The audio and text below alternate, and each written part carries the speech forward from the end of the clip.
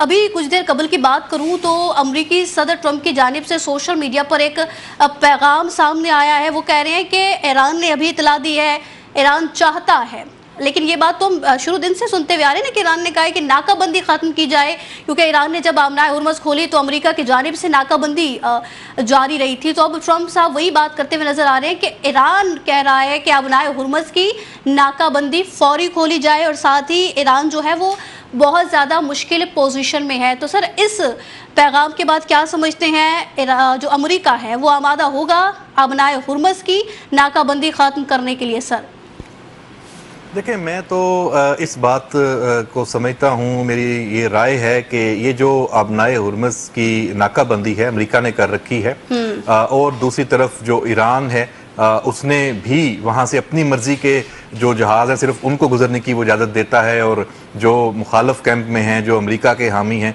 वो उनको गुजरने की इजाज़त नहीं देता। तो ये एक ऑप्टिक्स हैं, ये सिर्फ और सिर्फ जो पसे पर्दा कोशिशें चल रही हैं ये उनको टाइम देने के लिए हैं, ये टाइम बाय करने के लिए हैं। अहमद मंसूर साहब जब फील्ड मार्शल से दासिम मुनीर साहब ईरान पहुंचे थे, तेहरान में गए थे, तब तो ईरान की जानिब से आबनाए हुर्मुज़ खोल दी गई थी और सबको गुजरने की इजाज़त नहीं दी गई थी। सर, अगर मैं गलत नहीं हूं तो मैं यही बात कर रहा हूं कि जब वो वक्त था और उसमें वो उसको स्टेट ऑफ हुर्मुज़ को ईरान ने खोलने की कहा था, लेकिन इसके साथ साथ लेबनान और इसराइल की सीज फायर की बात हुई थी, ये दोनों चीजें हो गई थी। लेकिन हमने देखा कि उसके बाद जो ये नाकाबंदी जब अमेरिका ने खत्म नहीं की तो ईरान ने भी अपनी बात से पीछे हट गया। लेकिन इसका नतीजा क्या निकला? क्या जंगबंदी खत्म हो गई? जंगबंदी में तोसी हो गई। इसका मतलब यह है कि अंडरस्टैंडिंग मौजूद है। ये जो मामला है इसको आप एक बिल्कुल ये है, इस वक्त पॉइंट ऑफ कन्फ्लिक्ट ये नहीं है। असल मामला है जोहरी जो एनरिचमेंट है, यूरेनियम जो एनरिच्ड है उसका क्या बनेगा। ईरान का जो जोहरी प्रोग्राम है वो अमेरिका की ख्वाहिश और उसके जो मुतालबात के हवाले से वो आगे बढ़ेगा, उसके ऊपर निगरानी होगी उसको ख़त्म करने की। इसके साथ साथ जो ईरान अपनी पाबंदियां ख़त्म करना चाहता है, जो ईरान के ऊपर लगी हुई हैं पूरी दुनिया की इक़्तिसादी पाबंदियां, ईरान के जो एसेट्स हैं उनको वो उसका रिलीज़ करवाना चाहता है। और उसमें ईरान की जो पोजीशन है, ईरान इस वक्त ये देख रहा है कि अमेरिका को, सदर ट्रंप को तो जल्दी है, ईरान इसको जितना डिले करे उसके फायदे में ये पोजीशन जा रही है। तो आप देख रहे हैं कि ईरान ने इस मामले में टाइम बाय किया है और फायदा जो झुकाव है वो ईरान की तरफ है।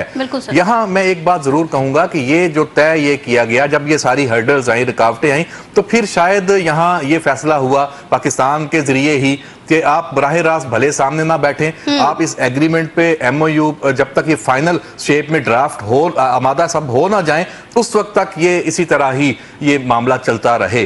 और जैसे ही इसके करीब आप पहुंचे, फिर ईरान ने अपनी जो नई तजावीज दी है, नई प्रपोजल, वो ब्रेक थ्रू है मैं समझता हूं, जो जिसपे अमेरिका ने आज बैठक की है अपनी, सदर ट्रंप ने अपनी पूरी जो काबीना कह लें इस मामले में, जो उसके अपने सारे दिमाग हैं, उसकी जो नशिस्त बुलाई है वो बड़ी अहम है। उसमें वो फैसला करेंगे कि ईरान की इन प्रपोजल्स का क्या करना है।